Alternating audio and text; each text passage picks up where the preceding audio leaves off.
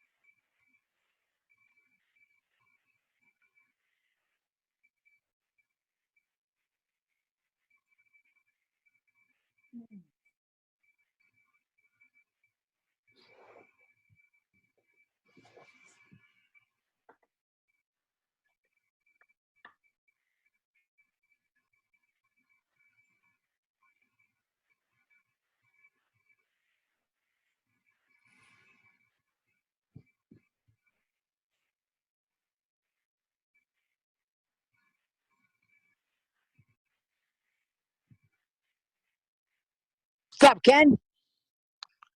Hey, Ralph, how are you doing? Not too bad. I just got to Lavalette. Nice. Very nice. Say hello to Pam. Let me say hello to Bree. Hey, Hey, how are you? I'm doing good. How you been, Bree? Really good, actually. Just been, you know, making my way through quarantine one step at a time. Yeah, you're pretty much homebound like the rest of us? Yes, I've been home, working from home actually since end of February. So before my company even called it. So, yeah. How's that going? Actually, I really enjoy working from home. Um, it's like I get more done at home too. So it's like, if you're like stressing out about something while you're like in the middle of working on like a project, you can like actually walk away and like I can go vacuum or something so I can do something productive. Yeah. You can't do that at work. Yeah, that's true.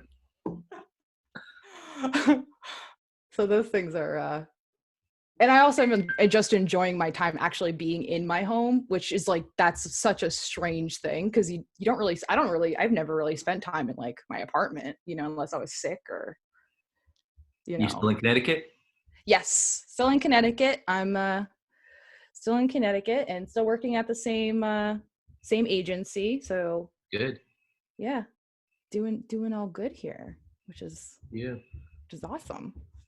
Say hi to Lenore. Hey, Lenore. A lot of people on. It's cool. So how's everybody doing? Any questions, comments from last week or previous? I'm going to talk tonight about seeing. Kind of an interesting topic, seeing. Seeing being like, hey, we all see.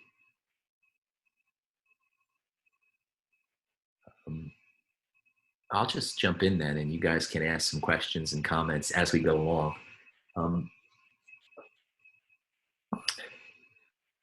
When I read The Office of Shaman, I was in this house. This must have been about 10 years ago. And some of it resonated in the sense for me of like making connections with things that I had already been thinking about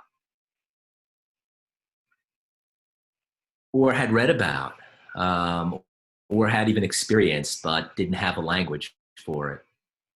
That'd be the better way to say it.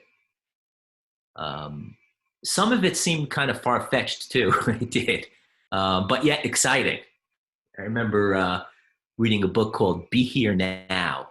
Be Here Now is a book that was written by Ram Dass, who you might remember Before he was Ram Dass, he was just a Jewish guy who was a professor at, I think, Harvard.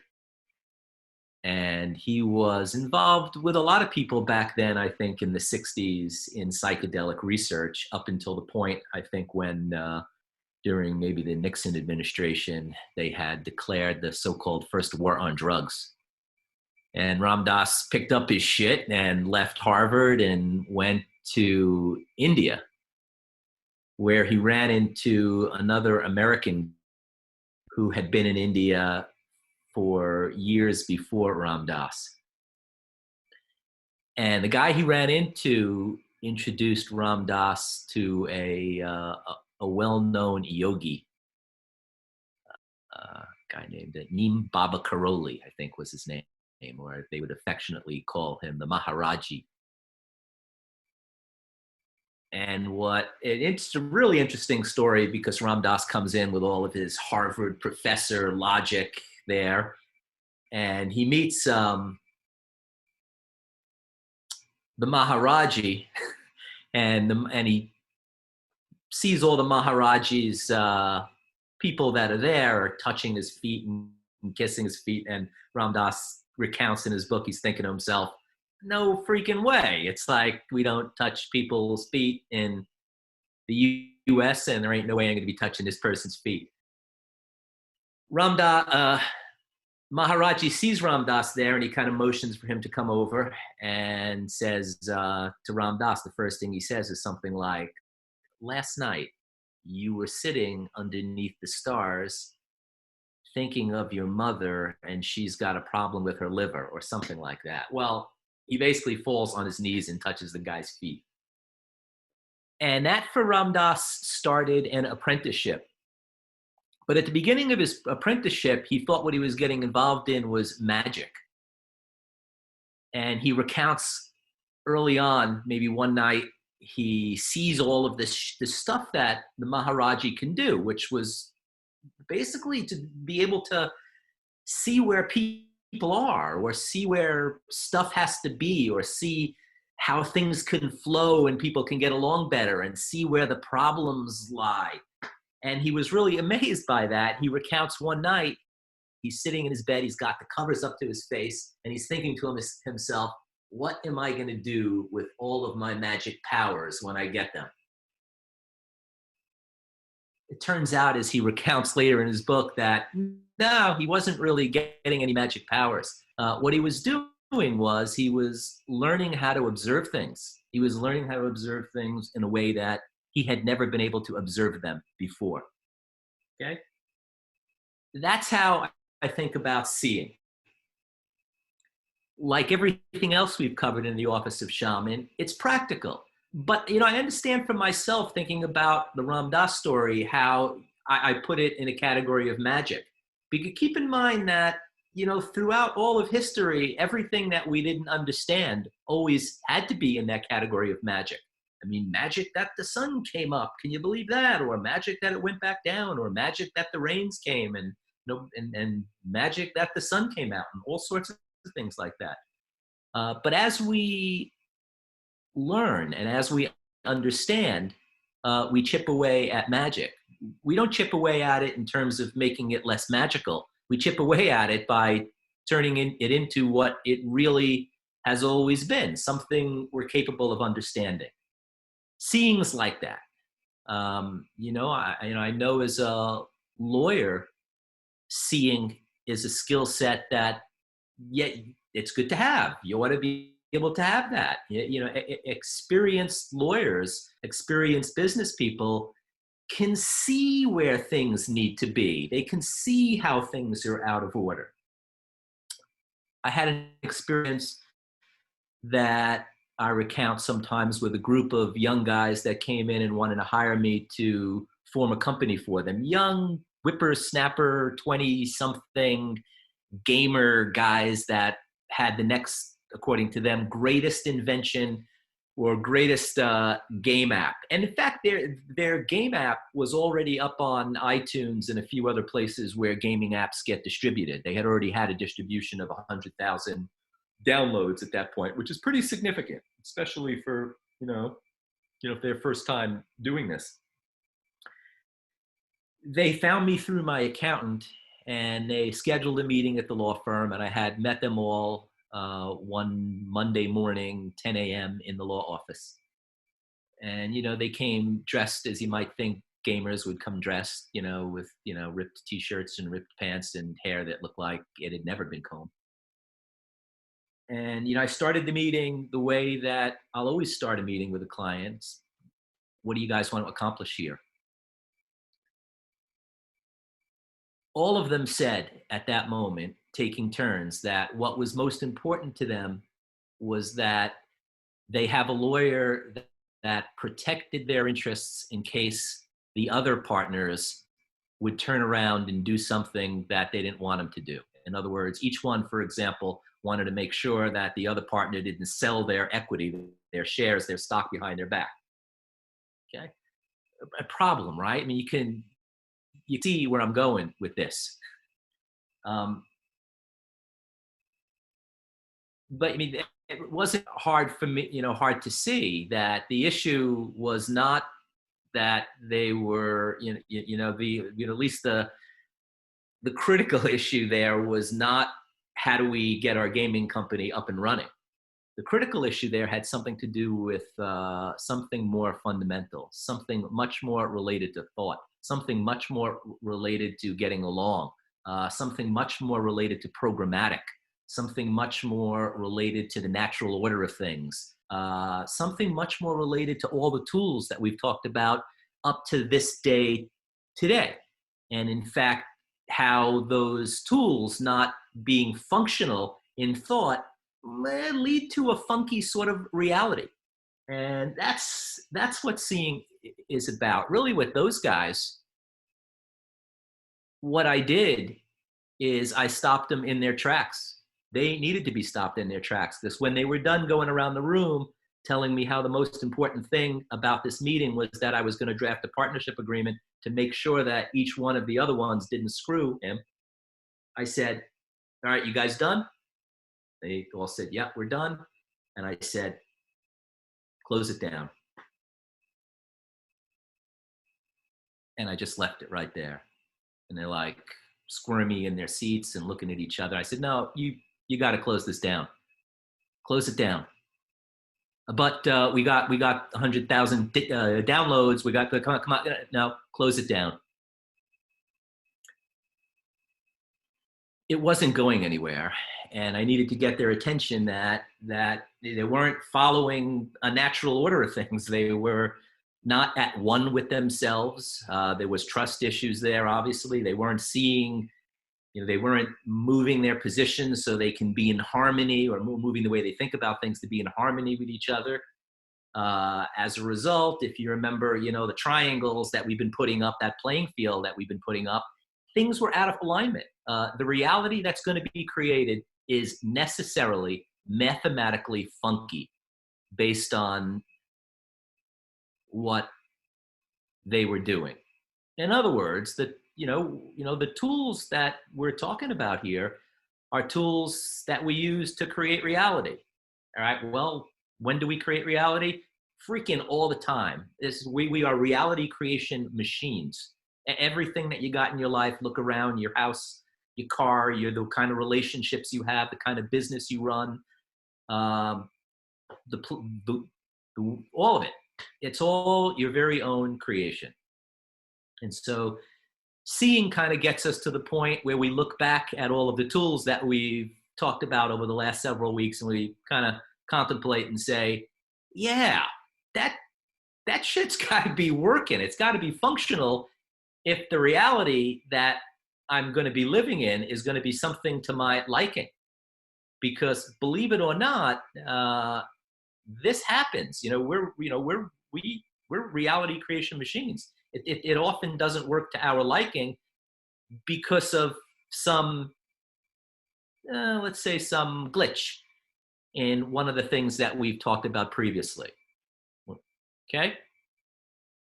Let me maybe leave it at that point now.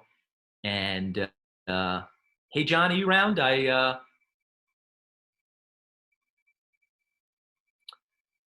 What do you think about my? I just happened to be here as a matter of fact. Well, welcome to Patio Chats. What do you think about my description of seeing, how I see it? Well, I think that's a fairly accurate description of seeing. That's what I think. Okay. A lot of people, I mean, there are a lot of people who see things just exactly the same way that you do there, I think. So, yeah. Okay. Yeah, I know in the chapter, it goes into lots of things of that shamans and people do in seeing auras and Yeah. energy, all But, that, see, here's the thing with all that.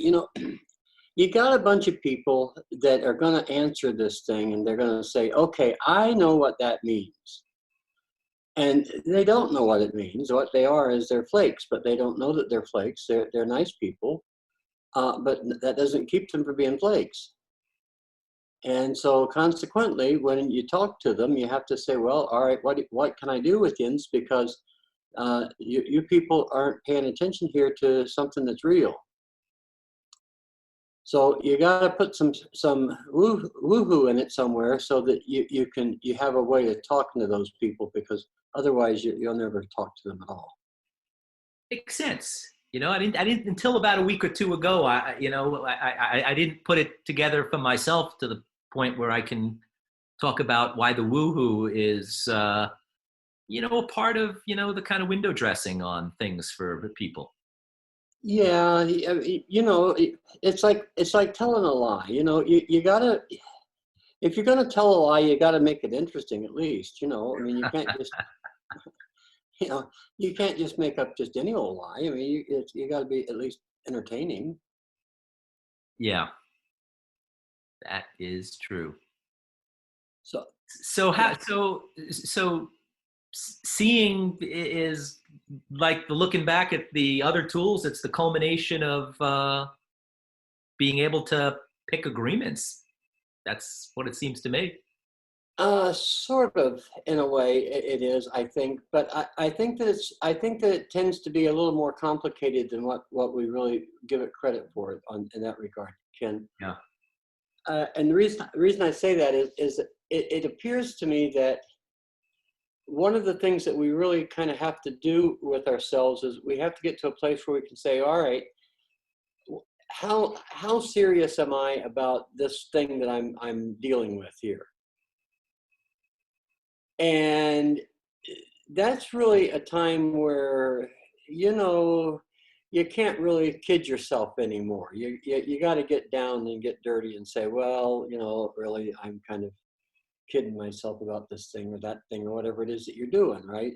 That doesn't mean you're a bad person. It just means that you got to get down to that and say, well, I kind of kid myself every now and then. And it doesn't make you bad. It just makes you a person, really. That's all. Yeah, I've heard. Still a person. Yeah, that's I could say I've done my share of, I don't know if I'd say kidding myself as much as it's just maybe peeling off places where I had to consider that there's maybe there's something here that I'm supposed to be doing. Well, this is the thing, is that if what you're going to do, if what you're going to do really is you're going to say, all right, I'm going to pay attention to helping people. And this is when the people come around and they tell me all the time. They say, I'm going to help people, and you say, okay, well, what are you going to help them with? It's just talking about little ladies across the street. What the hell are you talking about? The thing is that I can't help anybody. I can ask them what it is that they're in pain. I can ask them to answer me what they really think about something. I can dare them to express themselves and to say, okay, I dare you to tell me what it is that you know directly and from your own inner being, or whatever that is that you call it, from your own self of self. But now don't make it a plastic thing, make it a real thing. Let me see what a real thing is for you. Tell me what this real thing is really. Now, I can do that, but I can't help anybody. Yeah. I mean, I can listen to them, I can ask questions so that they can say, well, oh, okay, how does that go together? I don't know. Let me stop. Oh, okay, I see. But the only way I can do that is if I'm sitting and listening to what they're really saying and paying attention to them like they're real live, honest to God people. And you can't do that if you're some kind of magic man. You got to be a practical son bitch if you're going to do that, because people are crazy as hell, Ken. You probably don't know this, but they are. I mean, they come up with weird ideas about what's real. I mean, they're good people. Don't misunderstand. They just got this one thing in their mind, and it's like, that key just doesn't fit, and you broke it off in the lock, and I don't care what you say about it. It ain't what you think it is behind that door, and it's like they're pretty sure that whatever it is back of that door, that where they broke the lock off into the thing where they don't want to go look at it anymore, they think they know what that is because they remember it, kind of. Yeah. And they don't know that in the memory's not all that solid. Memory's not supposed to be solid. I mean, that's how it is that a computer learns, is that it doesn't have a solid memory, it has an adjustable memory. Yeah. That's the problem with AI, is that it has an adjustable memory. It doesn't have any real world experience to keep it kind of on the straight and narrows. It has a adjustable memory. Yeah, it does. Problem as in that it. Well, in AI, it's because, see, AI is checking it against itself. Yep. Or against its instructions. Right. Okay. We can't do that. And we can, but it fucks with us all the time, because there are buses and there are taxis and Ubers and coronaviruses and President Trump's and Vice President Biden's and Obama's and all Bin Laden's. I mean, there's stuff going on around us all the time. We have to pay attention to the stuff, And so that means we have to be able to see things. We have to be able to stop and listen and see into the thing and say, okay, why is this thing that way? Yeah. And here's the best key I've ever seen. Okay. People do what they believe is real. Every time. They can't help it. Yeah, they are compelled to. So if I can see what they're doing, I pretty much have a good idea what they believe is real, and that tells me a question I can ask them without leaving any footprints or nothing. Is this thing real that you're looking at here? Really? Is that a real thing? Yeah, it's a pretty important foundational thought to examine whether what you think is real is actually real. I mean, some would say it should be part of being a disciplined adult type. I would. Yeah. Well, the most surprising thing that I have ever, if I can claim this, that I have ever seen, using that capital letter S there, in all the time I've been around float tanks and thinking about this kind of stuff and so forth. The most amazing thing that I've ever seen is that everybody does these things. Everybody expresses these functions. These functions express through every single body that there is. But they don't know that, but it's pretty observable once you know what to look what you're looking at. And it's outside of this set, Terry. It's down in the supra self-meta programs of the soul or the other. You're right. It's the platform outside of the computer that seems to function that way. Maybe it's hardwired into the computer, but maybe it's something else. But yeah, you got to think about it that way anyway. Maybe it's that geometric algebra kicking in and doing 11 dimensions. I don't know. I don't really care. It's observable. Is this the place where we talk about effective theory too?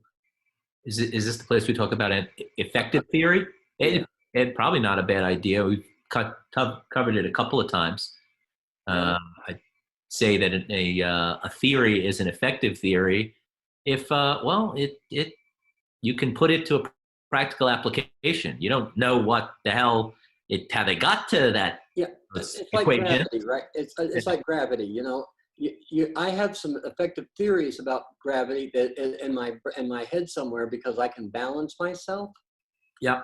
and that means I kind of keep an interaction going on with gravity that keeps me upright. Yep. Yeah, I don't have a clue about the hell gravity is. Yeah. Supposedly there's a graviton or a wave. I've never seen one.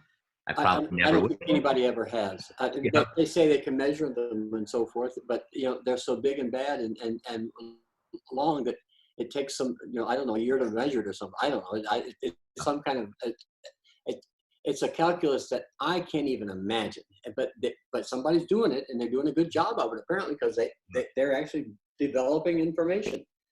But for me, an effective theory is that if gravity makes the ball drop down or the hammer drop on my toe. Yeah. Now that's an effective theory. That the gravity does that.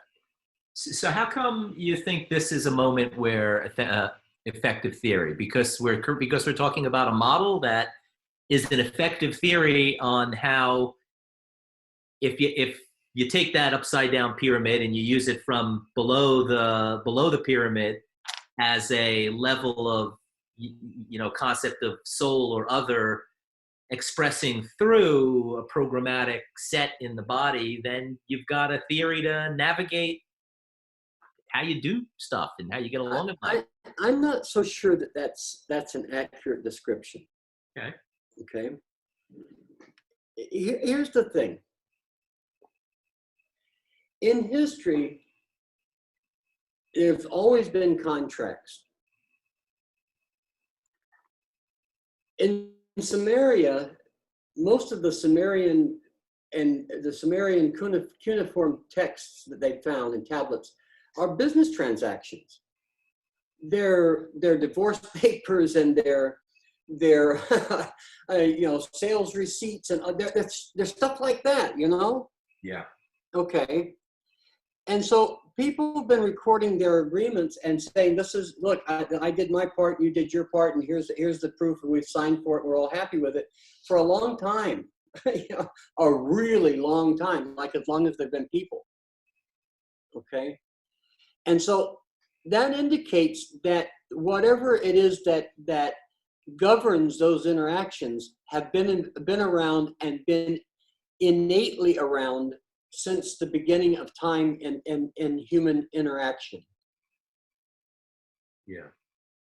So therefore, if I have a way of being able to define that interaction, whether it's correct or not, if I have a way of defining it so that it's useful as opposed to being right, then I have a catalytic idea rather than a moralistic idea that can guide me as easily as the moralistic idea could, and perhaps with a great deal more of freedom and understanding. Yeah, that makes sense. Well, it might make sense to you, but I'm not sure it does to anybody else. So, anybody want to hop in and play around a little bit here? You're always game, Ralph. Pam. Bree.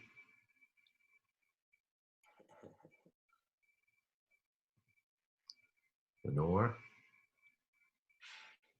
Anybody? I know you guys have experiences that fit within this concept that we're talking about here. All of you. What we're what we're get back to, we've been building a structure, a way to understand, a way to make sense of things. If you can do that, then you've got a way to navigate. If you think about every step you take during the day as being taken based on your interpretation, the way you perceive things, you got to consider that that's only as good as the perceptual mechanism, the thoughts you have.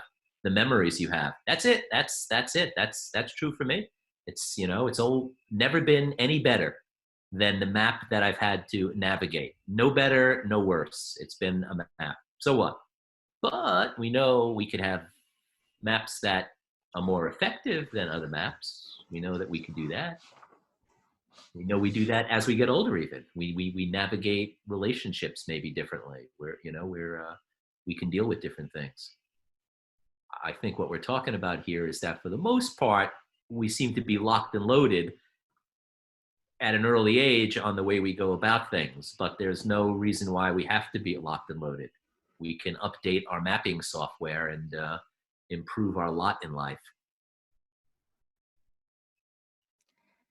What you think about that? Well, I've got a question here then. Well, I've got a question. Go ahead. Pam, Yeah, hi. how are you? I'm good. How are you? I'm doing well. So, I'm sort of on the same thought that you had brought up. The question is, because maybe I didn't follow the line of thinking after you asked it. I've been trying to, but when you brought up why are we talking about that affective theory in relation to seeing? Okay. And the question is, that one right there, why are we talking about how does an effective theory relate to seeing? Yeah. In other words, I understand we're creating this usable structure to be present, be understanding of what we're perceiving better.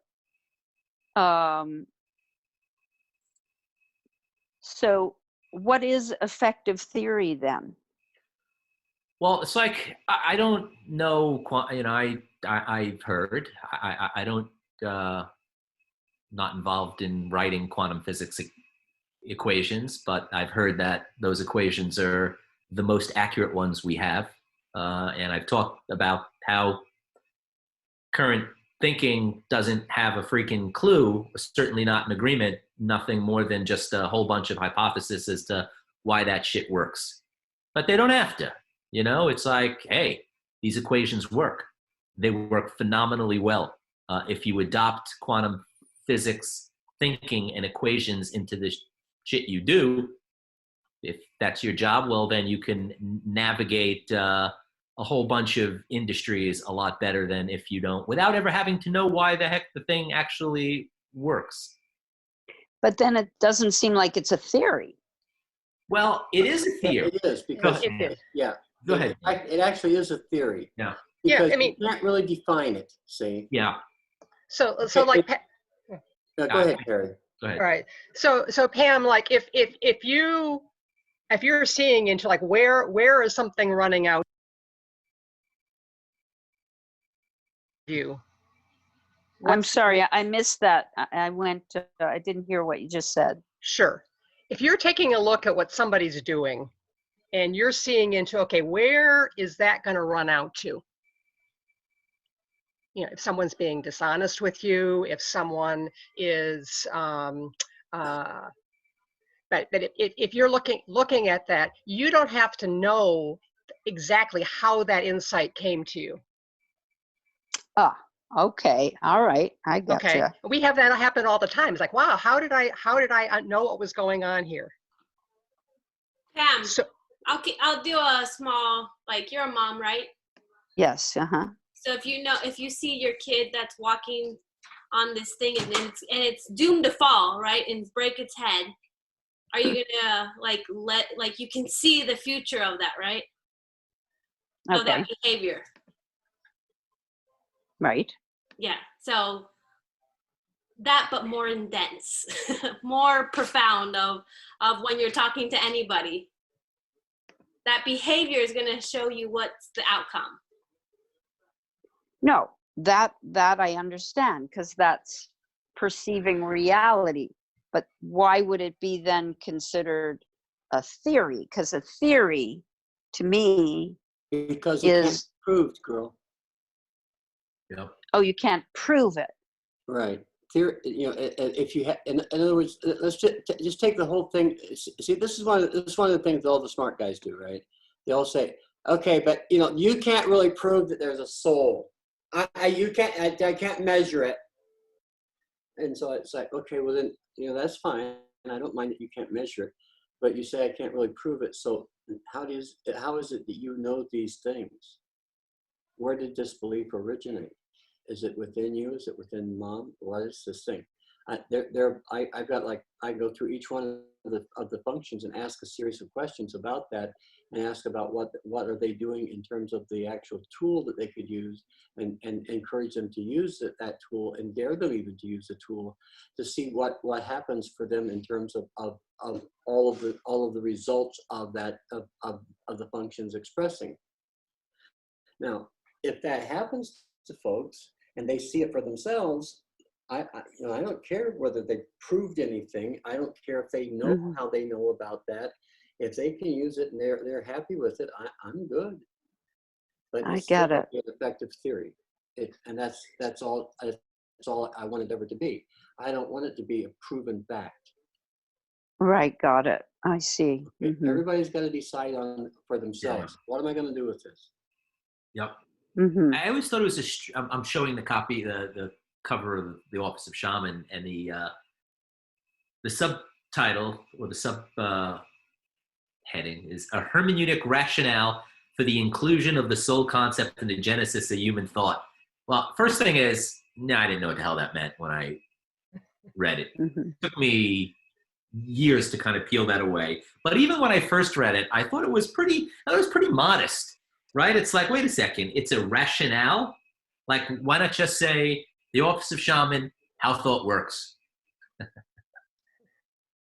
Well, because who knows, you need a model, build a model. And in fact, in quantum physics, there is a wide disagreement between what the heck is going on that makes it so seemingly spooky.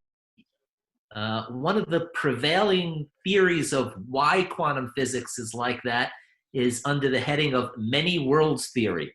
This is crazy, right? Just think about it, how crazy. Actually, it is one of the prevailing theories that the reason why quantum physics works is because there are actually many worlds, many realities that exist, an infinite number at simultaneously in some geometric kind of thing, and you can move from one into the other. And people don't like that. Quantum physics, yeah, they don't like that, but they love the equations.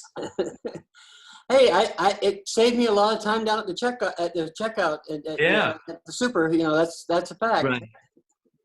It's effective, very, without, and use it. If you got a better one, then get a better one. I'm always game for that, even for myself.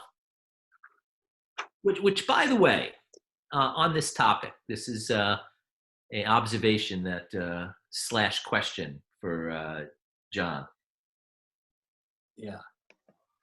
This exercise in going through this podcast thing has given me an opportunity to look at aspects of this effective theory that I've never looked at before, which, strange as it sounds, I may be really slow. That's a possibility. Or it could be more like my law practice, and that is that they really do call it the practice of law, or the practice of everything, or talk to anyone on the phone, or, that's listening, Bree or Lenore or Jesse or everybody. We get better at our tools when we use them. I find that, I'm marginally better today than I was last year with these tools. And I have a feeling that if it's like my law practice, I'll be better still. Well, see, here's the thing, really. It's already there. Yeah. It's like, I can't really explain to you why it's there or how it's there, because it doesn't seem to make any sense. But yet it's there, and it's usable, and it's observable, and you can see these functions. And I don't know the function of what necessarily or who necessarily, but it doesn't hurt anybody, and it makes my life a hell of a lot easier to deal with, and it makes life with other people apparently easier for them to deal with, even though they all pretty much claim that I'm a bastard because I keep asking them, relentlessly asking them the same question. Yes, they do claim that. Yeah, I don't blame them. They do. It took me a long time to understand what you're doing and how you approach it. Yeah. Um, Well, you will continue to get a bad rap. Yeah, I know. Yes. Korzybski told Yeah. gave the clue for that. You know, because he said, you know, if you ask somebody to define a term 5 times, by the 5th time they're ready to get to take you out behind the bar and go at it here. Yeah. I mean, that's going to piss them off because they're frustrated because they don't know the answer to what it is that you're asking them, because it's an abstract idea, and you can't put a finger on an abstract idea. You can't touch it. Yeah. You know, is it what is it, Mr. Hammer or whatever it is, MC Hammer, that can't touch that? Can't touch. Yeah, that's him. Well, you know, MC's having him a good old time because this is the abstract concepts can't be touched, like words. You can't touch a word. Yeah. The psychologist Jordan Peterson says it almost exactly that way. He said, for some reason, you ask people about their belief system, ask them 3 or 4 questions, and it's like you've declared war. Oh, yeah. And he's like, you know, it took him a long time. Like, why? Yeah. You know? Yeah. Sometimes it doesn't take 5 questions. Sometimes it only takes 1. If you're really good, it only takes 1.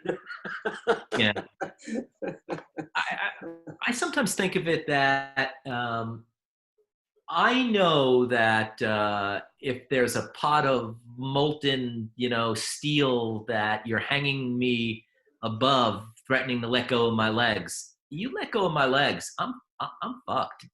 Yeah. And because I know that's real, and I know that there's a real threat to my existential survival based on your letting me go or holding me. Well, I'm not so sure. It seems to me that whatever I hold in that category, that's same level as real, whether it actually has a lineup of actually threatening my existence or not, I'm still going to treat it that way. Yeah.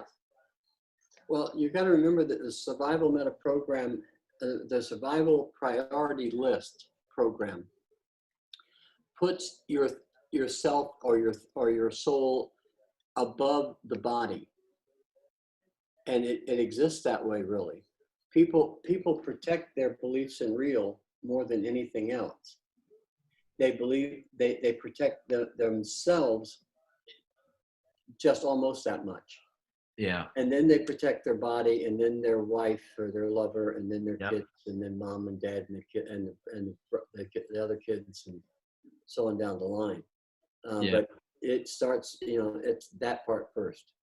Yeah, I don't feel like evolutionarily, it doesn't seem like a big stretch to hypothesize that that is an important thing, because if my beliefs in real were really malleable, and I walk out and like something in the Serengeti that was like, yeah, whatever, you know, yeah, it could be a lion, but yeah, who knows, you know, it might just be an overgrown rabbit.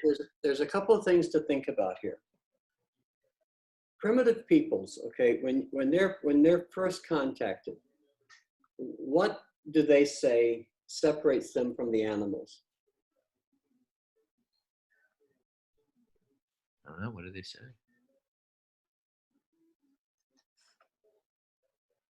An abstract concept called clothes and or painting. Clothes and or painting. Yeah, clothes, because, you know, clothes are abstract, right? I mean, at the beginning, clothes are, you know, give me that wolf skin, let me put it around my head because I'm cold. Mm-hmm. And then, you know, now clothes are bikinis and monokinis and big old flowery print dresses and zoot suits and all kinds of stuff, right? Clothes are an abstract concept. well, then that means they always were. Now, the other thing that we all do is we all paint ourselves, don't we? We all have accessories. Yeah. Glasses, what color glasses, what color clothes do you wear, what color, do you wear a beard, do you not wear a beard, how do you cut it, how do you cut your hair? All those things are accessories, right? And they all have to do with what you're presenting to the world. The abstraction that you want to present as to who you are. Yeah. Some tribal people have names that go on for a long time, or lineages, if you like. Or songs. Yeah. Okay. I'm obviously boring everybody, so I better Well, stop. let me see if I can gauge. End of chapter. Point to consider number 8. Quote, humans do not seem to be capable of maintaining honesty in the face of even seeming power. What does that mean? Humans do not seem to be capable of maintaining honesty in the face of even seeming power. Okay, here. One of the things that both Jesse and George have been absolutely wrestling to the ground, okay? And they've been fairly successful at it, really. But one of the things that have been one of the facets of this big asphalt rock that they've been wrestling to the ground for themselves is this whole thing of where it was that they think or thought that they had power within their family.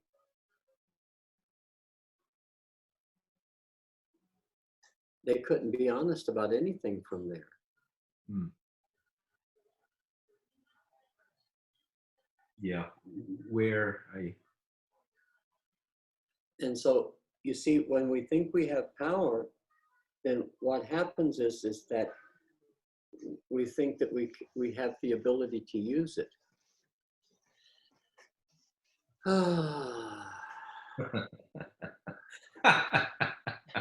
That's great.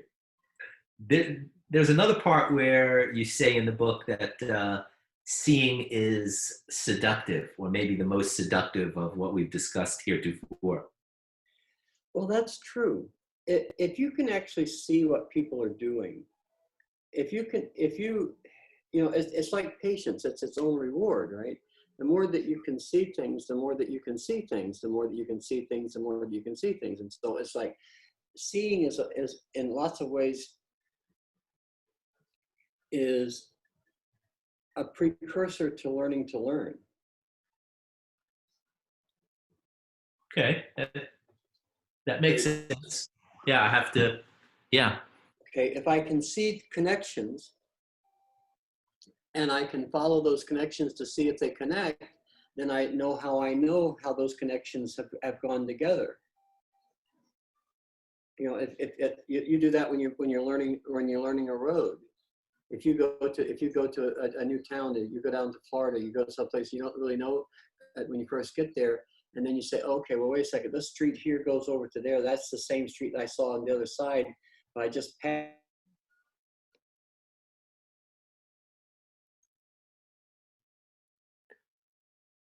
You cut out. Maybe your internet.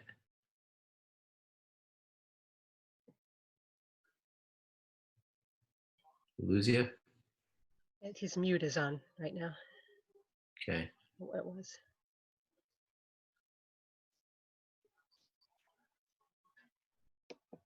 Well, who else? What do you got? We got questions, comments. Let's see who's out there.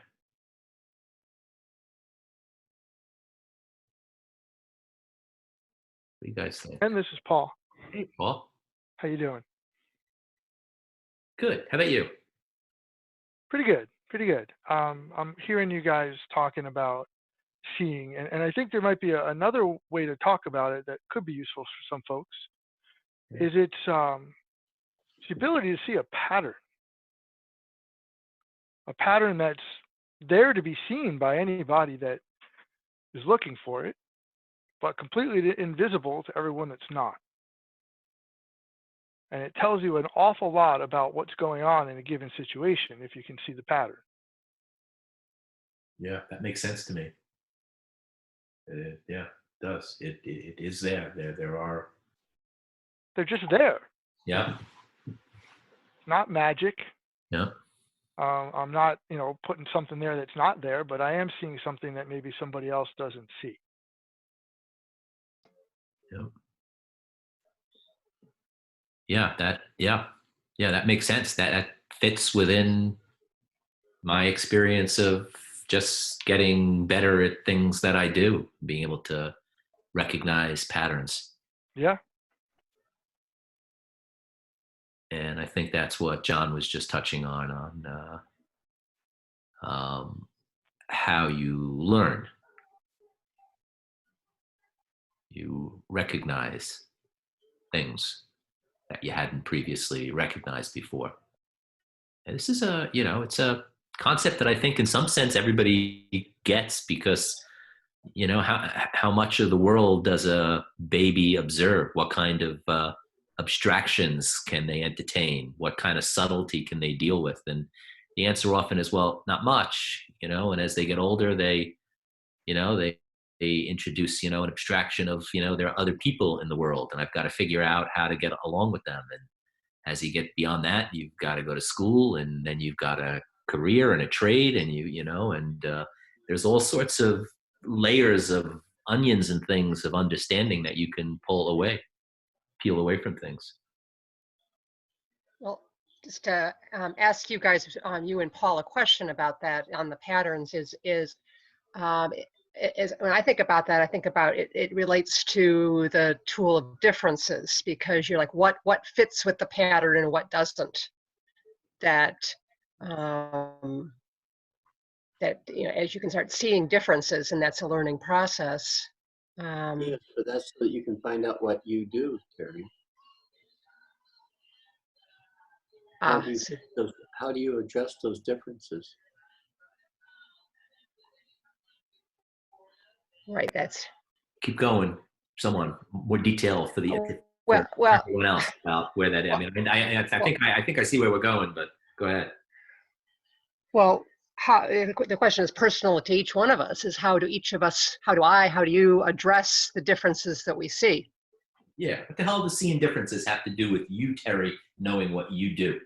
Explain that one.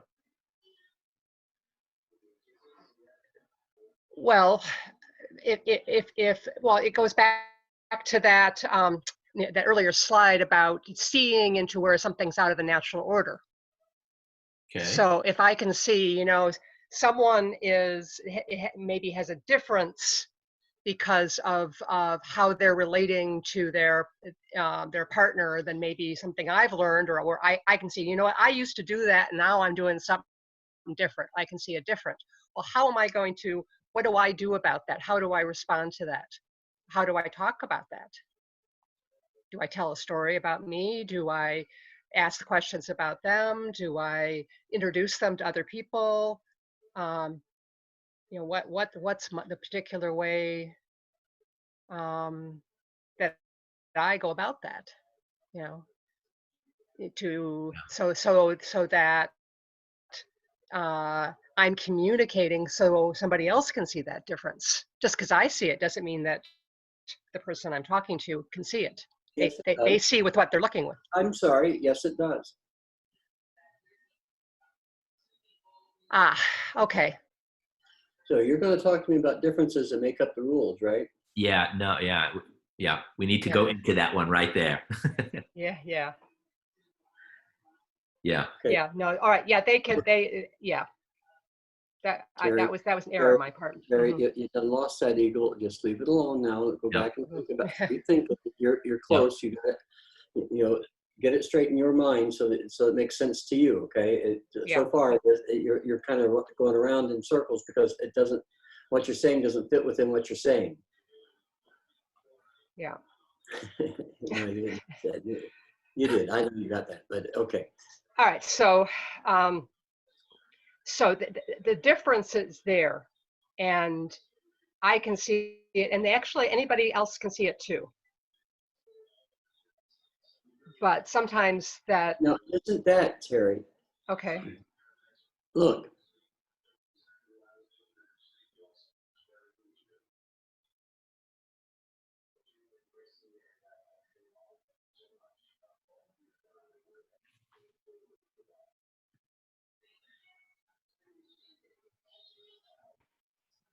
Well, that was a deep fake. Yeah. It's like, Yeah. look, phew. Yeah. I was holding my breath. It's even the most thoughtful response, or he's having audio problems. Which Yeah, I don't see a mic, so I think there's an audio issue. All right, well, I'm not quite sure where he was going with that. Okay. Hey, Ken. It's Hey, Lenore. Hi, Lenore. Hi. I'm sorry. First of all, how are you? I am actually really good. Cool. Good to hear. Good to hear your voice. Yeah. It's really nice to hear everybody's voice too. Mm. You know, I was kind of the episode the other day about not doing the one where John was talking about the men of Puerto Vallarta getting together to deal with the problem of the starving children. Yeah. That episode really got me thinking about a lot. And Terry, something you had said is kind of what set it off, actually. You were talking about always being busy. Yeah. And yeah, and that's always been a thing for me. And when I started thinking about that, I started seeing like a whole bunch of different facets of what that actually means for me. And what it boiled down to was being busy, at least that facet of it, was a way for me to feel sorry for myself. And I was always seeking that, like constantly, to the extent that, and I'm pretty sure a lot of people on this call have experienced this with me, that I would just absolutely derail conversations with feel sorry for me. Okay. And so because I had that in place, and it wasn't that I couldn't see it, it was that I just absolutely did not want to. So when I was talking to people about the things that I did see, all that was coming out was this bitchy, protect myself, and that belief, this bitchiness that completely undermined anything that I was seeing or looking at or talking to anybody about. And I think the way John put it to me one time was that it wasn't just that I had a wall up, but I had a wall with archers on it who were shooting flaming arrows or something to that effect, because I had to protect that. And I wouldn't stop at any point and look at that. And anytime anybody called me up on my shit, I would just be passive aggressive with them and angry, just anger all the time, because someone cared enough about me to say, hey, you know what, stop, like this little girl shit has to end. And I think that it's like when I was in that place and I wasn't considering that or even wanting to look at it, because I could still see things that were going on for people, but I was so wrapped up in my own shit that I was agreeing with them to do it. Yeah, it gets like color, the funky color when you're seeing it through a lens, Right. where you want to beat the shit out of people because they approach close to you. You know, you got your guns up. Yeah. And it got to the point where like I found myself actually making excuses even for Donald Trump. I would say that like I didn't agree with him in any way, but what I was really saying when I was making excuses, when I was saying things like, oh, well, to be fair, he did do this, it's like I was just making an excuse for him. And it's that same place where I make excuses for myself or make excuses for my friends or my family, because I didn't want to look at where I was I would make excuses for other people to keep that in place for themselves. Okay. What what do you think of like the tools like you'd mentioned not doing? What did you get out of like the episode in terms of how to go about things a different way? Well, staying home for me was a very big not doing, because it was the first time that I really had to like stop. And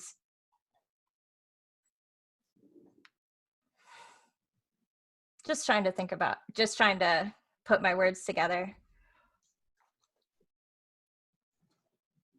Okay. I had to stop for a second and think about it, because now I was home and do and hmm. So another thing that I noticed. Wait, sweetness. You were Okay. at home and you were not doing, and so you suddenly began to express your natural mind functions.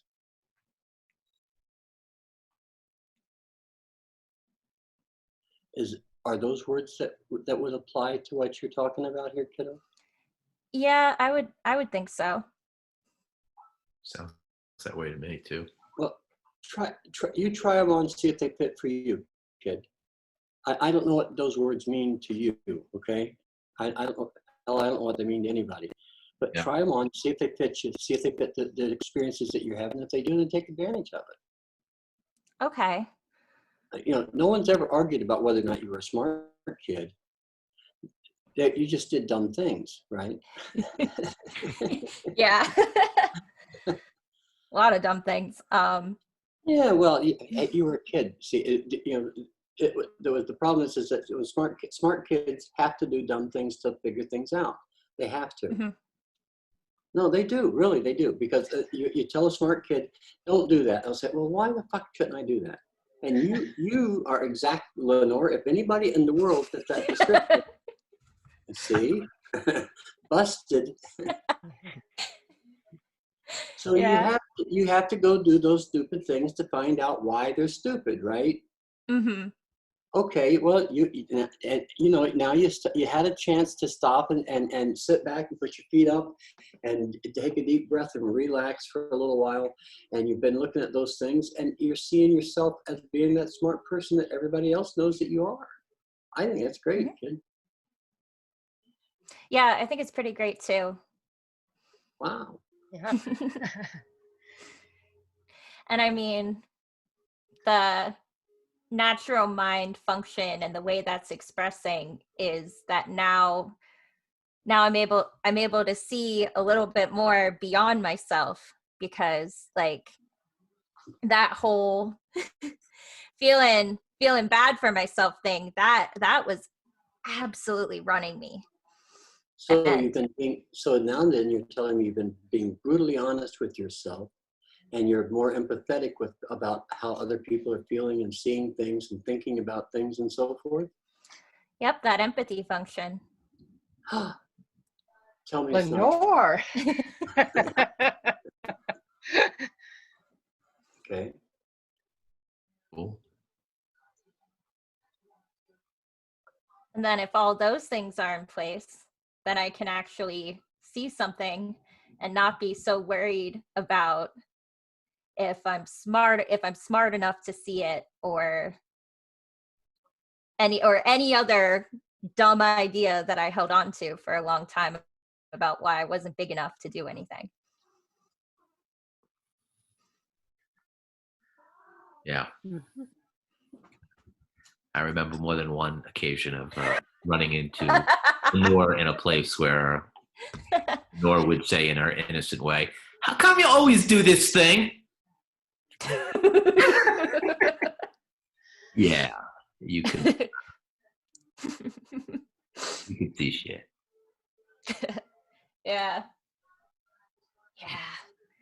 I've listened to a couple recordings of myself recently, and Damn. It's almost cringy.